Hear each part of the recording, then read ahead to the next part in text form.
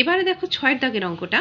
এখানে বলছে 3 বন্ধু যথাক্রমে 8,000 টাকা, 10,000 টাকা ও 12,000 টাকা সংগ্রহ করে এবং ব্যাংক থেকে কিছু টাকা ধার নিয়ে একটি ব্যবসা শুরু করেন।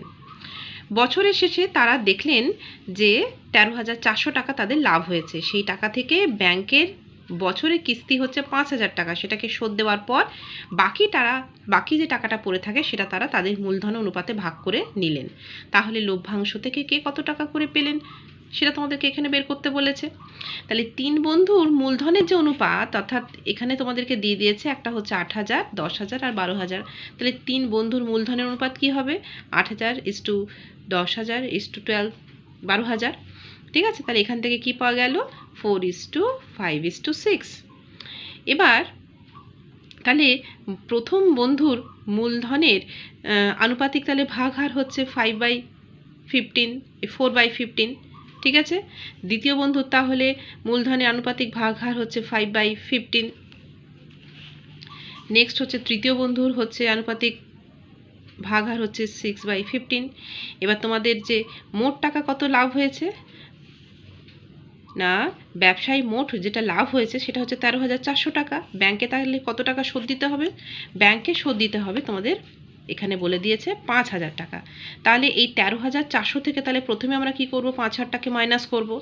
তাহলে 5,000 টাকা মাইনাস করলে পরে বাকি লভ্যাংশটা পড়ে থাকে, যার পরিমাণটা হচ্ছে কত না 8,400 টাকা। এই 8,400 টাকাটা তারা কি করেছে? তাদের মূলধনের অনুপাতে ভাগ করে নিয়েছে।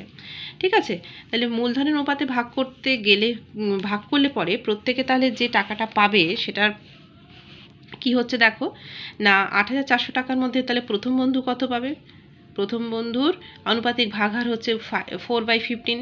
তাহলে এখান থেকে পাওয়া গেল 2,240 টাকা। দ্বিতীয় বন্ধুর ক্ষেত্রে পাচ্ছি সেটা হচ্ছে কত না 2,800 টাকা। আর তৃতীয় বন্ধুর ক্ষেত্রে হচ্ছে 3,360 টাকা। ঠিক আছে, আশা করি প্রত্যেকেই বুঝতে পেরেছো। খুবই সহজ অঙ্কগুলো, শুধুমাত্র কি করতে হবে না, তোমাদেরকে অঙ্কটাকে ফার্স্টে পড়ে বুঝতে হবে যে কি দেওয়া আছে আর কি তোমাদেরকে বের করতে হবে। এই দুটো জিনিস যদি তোমরা এখান থেকে যদি বুঝে যাও তাহলে কিন্তু অঙ্কগুলো করতে একেবারেই অসুবিধা হবে না। তো আমরা দেখো এই অঙ্কটাতে প্রথমে কি করে নিলাম না, অনুপাতটাকে বের করেছি মূলধনের, সেখান থেকে আনুপাতিক ভাগহার বের করলাম, তারপর যে পরিমাণ টাকা তাদের লাভ হয়েছে এবং ব্যাংকে কত টাকা দিয়েছে সেটাকে মাইনাস করে বাকি লভ্যাংশ কত আছে সেটাকে বের করলাম। তারপরে কি করলাম না, যে টাকাটা পড়ে থাকলো সেটাকে আমরা মূলধনের অনুপাতে ভাগ করে দিলাম। ঠিক আছে, আশা করি প্রত্যেকে বুঝতে পেরেছো।